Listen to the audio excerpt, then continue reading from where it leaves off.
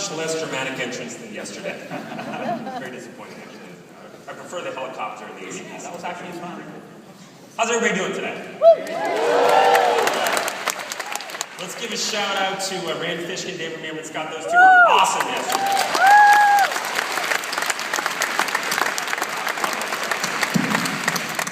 Okay, I have a small confession. So David Meerman Scott told a little confession yesterday about he's got a bit of a bathroom issue. Right? You remember the bathroom issue?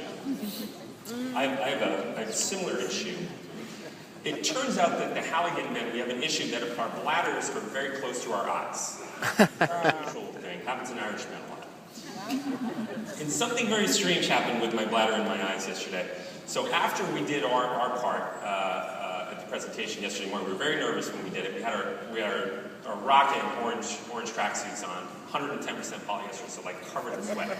We were sitting over there listening to David Meerman Scott, and then when Cyndi Lauper got up on stage, that bladder in my eyes, there was something magical that happened when she sang that blues song, and the tears just rolled down my face. It was a magical, magical moment for me in HubSpot history for some reason. I didn't think Cyndi was good. I thought she was great. Who's with me? Who's not Cyndi?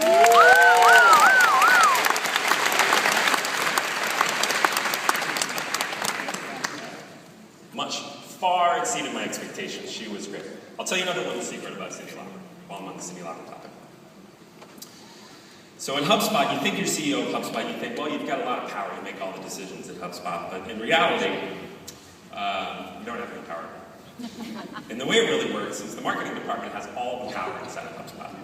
And when the marketing department told me that they were going to have Cyndi Lauper come in and perform as the first artist, I cringed a little. I was like, Cyndi Lauper? That's a Grateful Dead thing. Deadhead, you know? Further, the Dead, Dark Star Orchestra, something really like. And I didn't. It didn't even order. I got one of these, dude. You know, like dude. Not even in the realm of possibility. But I thought she was just great. Okay, so today we're just thrilled to be here, and there's three topics I want to hit. Three subjects I want to cover with you. The first subject I want to hit, and I won't water, is I want to talk a little bit about inbound marketing. Talk about the last 6 years of inbound marketing, how Dharmesh and I came to this inbound marketing thing, where we're at, okay? The next thing I want to talk about is where's inbound marketing going? What's the next six years of inbound marketing look like? What's the next wave of marketing innovation that's coming? And really sort of set the stage for the future of inbound marketing. And then what I want to talk about is what HubSpot's going to do to sort of power this next phase of inbound marketing. How's that sound? Okay, so to tell the story about inbound marketing, for those of you at HubSpot, you've heard this a billion times, so just close your ears, but there's a lot of people in the room who haven't heard it. I'm going to tell you sort of how Dharmesh and I came to the inbound marketing conclusion. And I like telling the story because it gives me a great excuse to put a big picture of my dad on the slide. That's my dad. And then it gives me an opportunity to put myself on the slide too. And what's cool about my dad and me, the story about my dad and me, that really helps tell the inbound marketing story, is when I think about how my dad sort of lived and shopped and learned and sort of worked and how he lived his daily life and the inputs into his life, he got a lot of mail, he watched a lot of television, he read 2 newspapers a day, and he talked on the phone a lot. And those are sort of the inputs into my dad and into his life, and that's how he worked those very stories. And I just think about myself, and I think about all of you, and there's just this like tectonic shift in the fabric of the way we kind of work and shop and learn. There's this massive transformation that's going on. And the inputs into myself and into all of you are radically different than the inputs into our parents' generation. In this pace of change in the way we live and shop and work and learn, it seems to be accelerating. It doesn't seem to be slowing down at all. So the first sort of observation that led us to inbound marketing is this big sort of shift in the pattern of shopping and learning. And the tricky part about this shift for marketers is that it's constantly changing. It's hard for marketers to kind of keep up. Marketers have to keep transforming the way they market to kind of match the way humans actually shop and learn. There's always some new thing they have to figure out. So that's sort of the first problem or observation that led us to inbound marketing. Similar to that, another way humans are changing a lot is that all of us, we're getting very clever at blocking out that traditional marketing playbook. Okay, so most of us here, we're marketers. And we got to where we are because we're really good at implementing this traditional marketing playbook. Telemarketing, mailing stuff to people, email marketing, advertising on the web, PR, TV ads, radio ads, that's sort of the standard marketing playbook. The big shift that's going on is that humans are getting very good at blocking this stuff out. Let me give you a couple of examples of what I mean. So let's just take my dad. My dad went to work every day, and he used the phone a lot. I used to go to work with him. He used the phone a lot. That was the main tool for him. He called Washington, D.C. a lot. He called overseas a lot. He was on the phone all the time.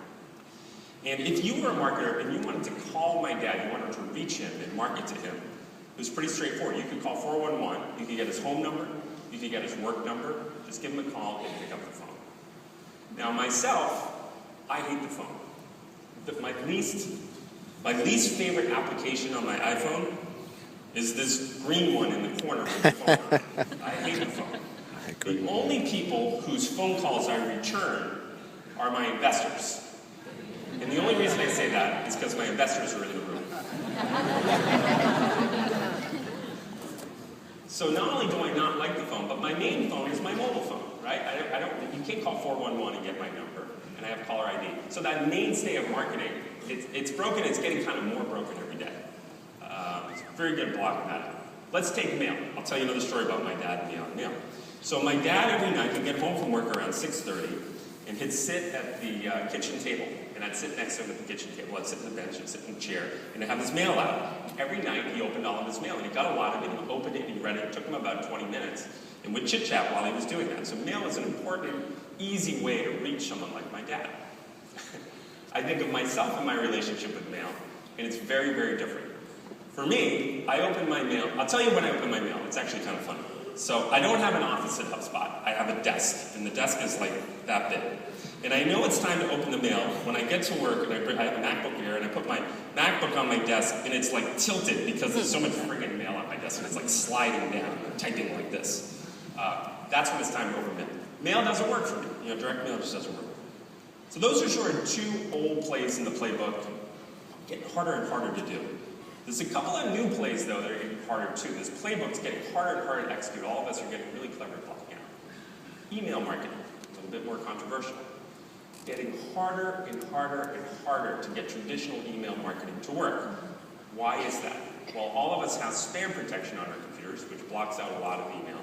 But more and more of us use Gmail, and Gmail's got this new priority inbox feature. Does anyone use priority inbox out there?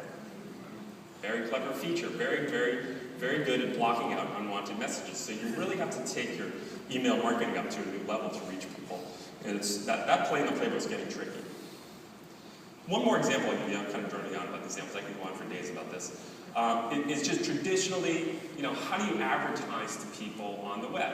Pop-up ads or ads on the side of the browser. And all of us have pop-up blockers. We're getting good at blocking out those advertisements. But now a lot of us, I don't know if people out there have this new technology called ad blocker that blocks out the ads on the side of your webpage. Anyone have ad blocker software? Yeah, I think in a couple of years everybody will have that. The point I'm trying to make is humans are rapidly changing the way they shop and learn and are getting better and better at blocking out the traditional marketing playbook. And this is a major problem. We're watching this problem very carefully. This is what's motivated us to going in inbound marketing. Okay. Now, not only is this traditional marketing hard to get the math to work, hard to make effective, but I would argue, and what I've observed, is what sort of happens inside marketing organizations is if, let's say, you're doing a cold calling campaign or a mail campaign and it's not working, what marketers tend to do is they say, okay, it's not working, what are we going to do? Let's pour more money into it, pour more money into it, and you kind of jam it, right? And you just keep pressing harder on that same playbook. The problem that creates is like this whiplash effect for marketers. You over-market and you sort of damage your brand. So it's not only that the old playbook doesn't work as well, it actually is starting to damage people's brands. And I came across a very interesting survey, a Gallup poll. And the Gallup poll surveys thousands and thousands of people. And what they surveyed them on was the lovability of different industries. So marketing was an industry, sales was an industry, doctors, all kinds of industries. And I thought that this survey sort of hit the nail on the head for me. It turns out ironically, marketing has a PR problem. And But there's actually some good news about this, so you're probably curious in the answer. The good news on this survey, that marketers compared to other industries, is marketers are more lovable than members of Congress and lobbyists. Yeah, shout out. All right. Way to go. Good news, right? Well, the bad news is we're less lovable than stockbrokers like Bernie Madoff, labor union leaders like Jimmy Hoffa. We got a serious PR problem in the marketing world. So marketing is rapidly changing. Humans are rapidly changing. Marketing needs to keep up. Marketing needs to really transform. And so one of the reasons Dharmesh and I went into business together is we wanted to kind of fix some of these problems.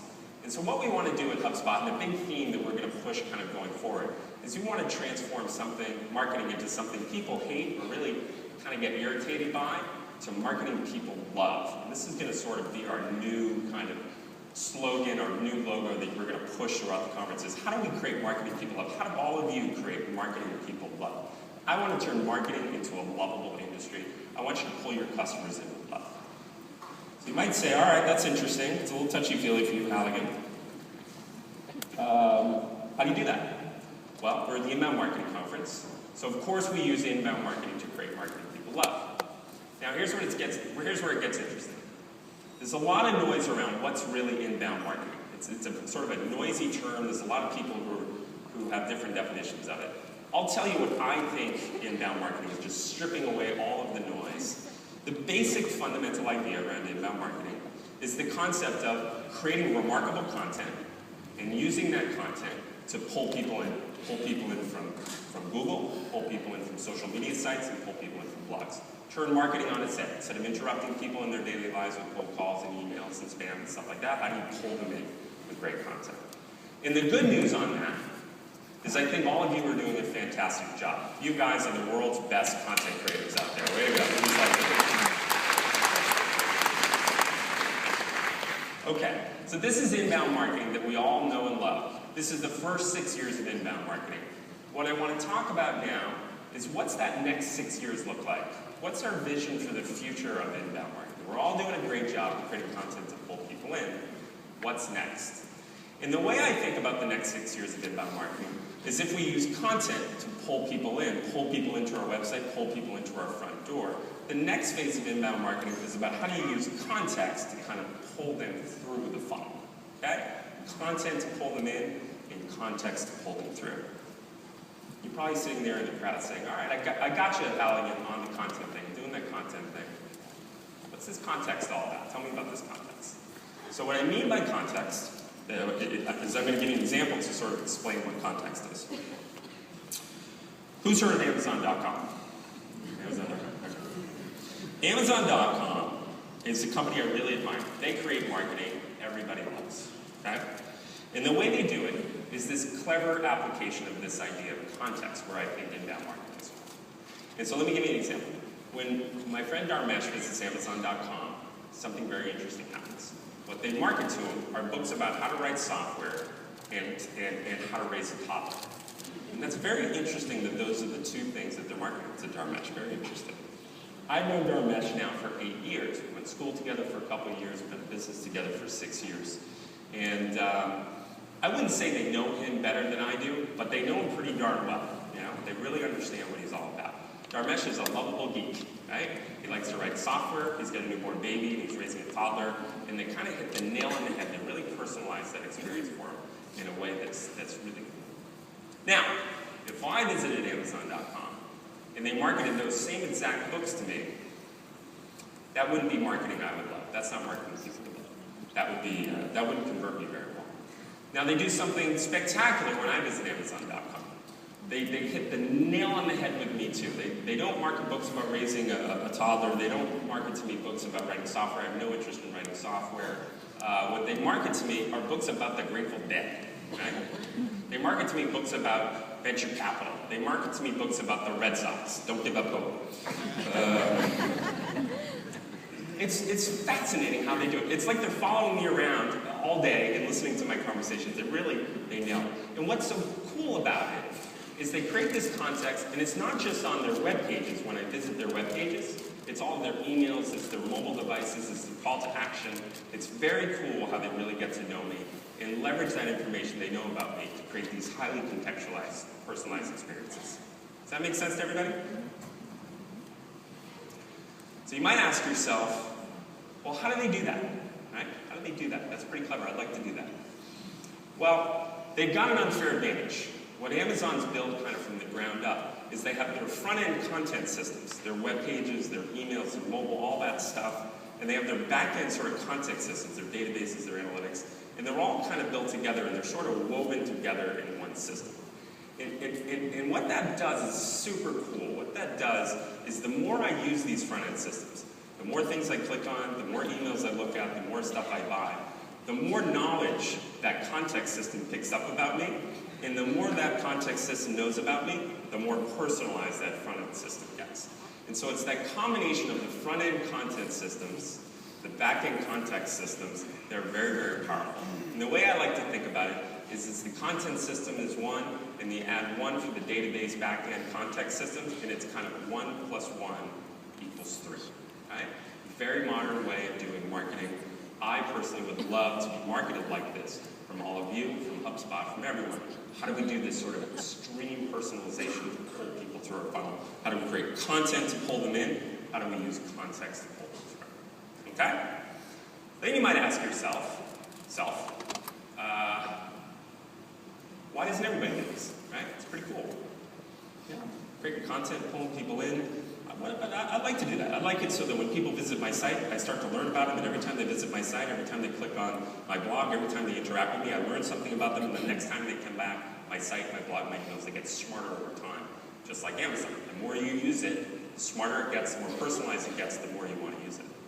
Well, there's an issue with that. And the issue is that most companies have their content on one system and their context on another system. And they've basically got a broken heart. Right? They've got a broken heart. And it's damn hard to create marketing people love when you've got a broken heart. Okay? That was crazy. But seriously, what most companies have is they have these separate, and they've got really nice content systems for creating content and blogging and all this stuff, and really nice content systems, but they don't really talk to each other, and they don't have this network effect that the more I use the front end, the smarter it gets, the more personalized it gets. And that's sort of like a 1 + 1 = 2 situation, where I've got two different systems, they're both very powerful, but they don't really communicate, and I don't really get that leverage on people for that magic. So we talked to a lot of marketers about this, and the reality is, this isn't really what most marketers' systems look like. They're much, much worse. They've got a really broken heart, and it's really hard to create marketing people up when you've got a heart that's split into a million pieces.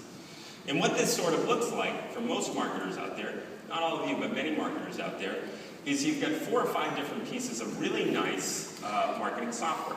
You've got 4 or 5 different logins, you've got 4 or 5 different user interfaces you have to learn, you have 4 or 5 different 1-800 numbers you have to remember, 4 or 5 different big bills you have to pay every month. It's kind of a nightmare. And then you have to hire a bunch of developers and try to figure out how to glue all this stuff together so you can create this next generation sort of inbound marketing, this context to pull people through. And so this is the state of the industry. This is 99.9% of marketers out there. They have this very disjointed, fragmented, a lot of systems on the front end, a lot of systems on the back end. You can't create this magic of context and personalization. So you might say to yourself, okay, Halligan, that's interesting. What about you? What about HubSpot? Well, the reality of HubSpot is we don't have it either, right?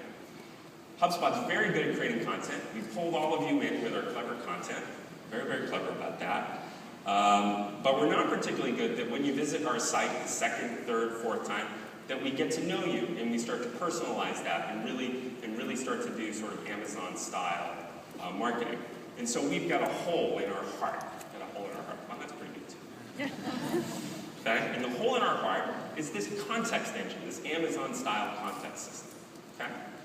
And so we've realized we have this hole in our heart. And at the end of Inbound last year, we sat down with our product folks and we said, let's fix that hole in our heart. And so we spent the last year, pretty much our whole R&D staff, which is like 70 or 80 people, it's a big team, working our backs off, cranking away, putting the last piece of the puzzle into what we think HubSpot needs, this sort of context engine. It's a series of new applications we built sort of from the ground up to enable you to do sort of this next generation marketing a la Amazon. We're super, super psyched about it. We're working on it for 12 months. It's pretty awesome. And it's our biggest release in HubSpot. It's by far our biggest release in HubSpot history. And it's so big that for the first time ever in HubSpot history, we put a number on it. So I don't know if you know in HubSpot, we never put a number on it. But in this case, because we're able to really nail this problem, create this context engine, and what the context engine does is sort of listen to what your users are doing in social media, on your blog, on your emails, and on your website, and use that information to learn about you, and then really personalize that experience. That's been the missing piece for us. We're so excited about combining that content and context and creating that 1 + 1 = 3 effect that we're naming this new release HubSpot 3. Biggest release in HubSpot history.